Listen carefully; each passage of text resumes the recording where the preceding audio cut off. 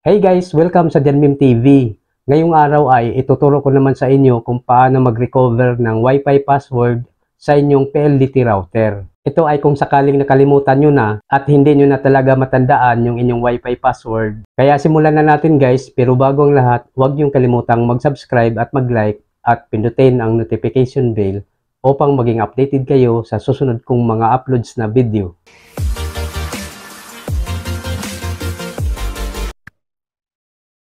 So ayan guys, ito yung router na gagamitin natin.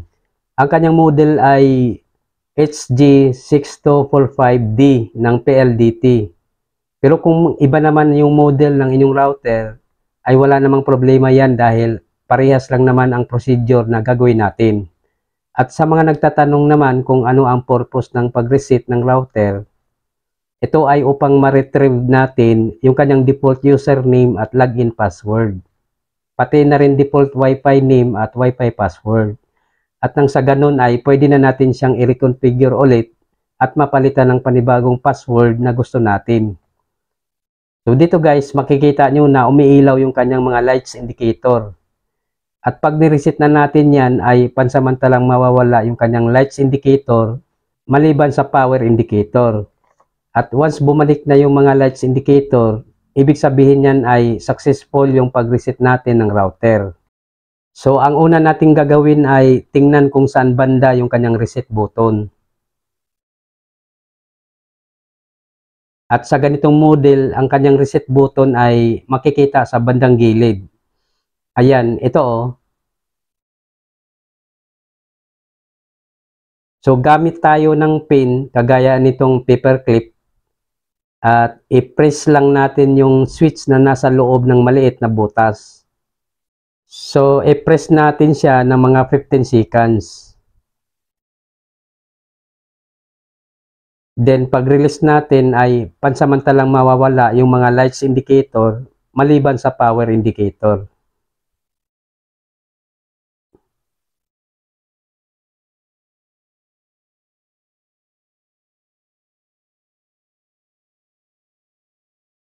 Ayan, nawala na yung mga lights indicator. Hintayin na lang nating bumalik yung mga ilaw.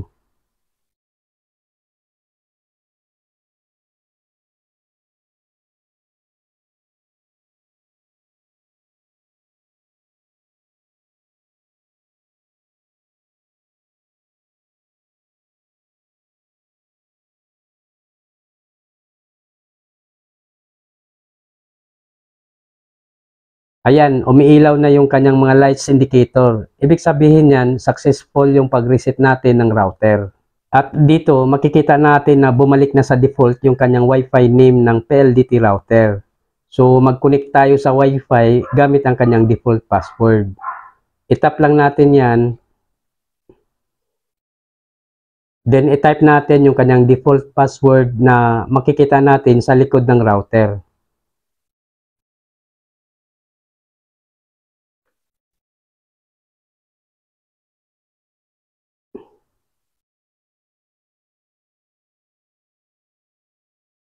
Then, tap connect.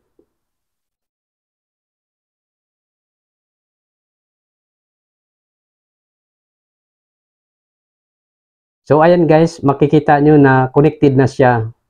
Yung next na gagawin natin ay mag-open tayo ng internet browser. Sa akin ay Google Chrome or kahit anong internet browser ang gusto nyong gamitin. So, itap lang natin yan. Then, dito sa address bar, itype natin yung IP address ng router, itong https://192.168.1.1.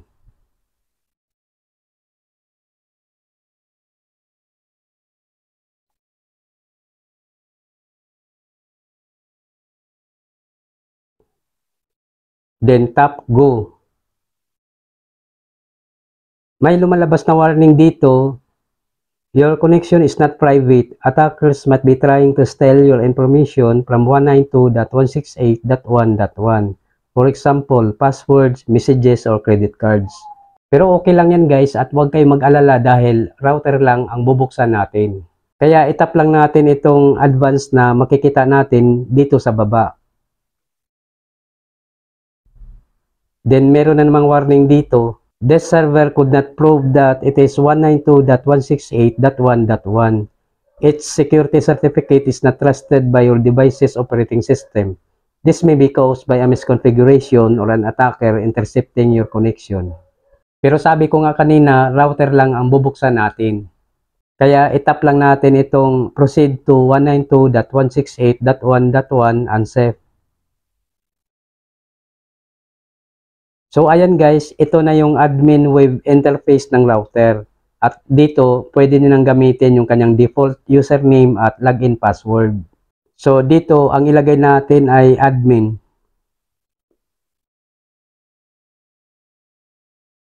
At sa password naman ay 1234. Then tap login. Ayan guys, nakapag-login tayo gamit ang kanyang default password. At dito may nakasulat, initial login on this account, you must modify account password, SSID name, and authentication password. Ang ibig sabihin nito ay required ni PLDT na magpalit kayo ng password ng inyong PLDT router. Itap lang natin OK. So ayan guys, nandito na tayo sa dashboard ng router. At dito, pwede nang baguhin yung kanyang SSID or Wi-Fi name at Wi-Fi password. Para sa complete details sa pagpapalit ng SSID at Wi-Fi password, panoorin nyo lang itong aking previous video.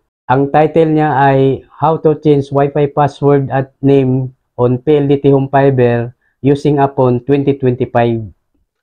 So ayan guys, ganyan lang ang mag-recover ng inyong Wi-Fi password pati na rin login password ng inyong PLDT router. Hanggang dito na lang muna at sana'y nakatulong sa inyo ang video na ito. Ako po si Rodolfo Membreve Jr. At huwag niyong kalimutang mag-subscribe at mag-like at pindutin ang notification bell upang maging updated kayo sa susunod kong mga uploads na video.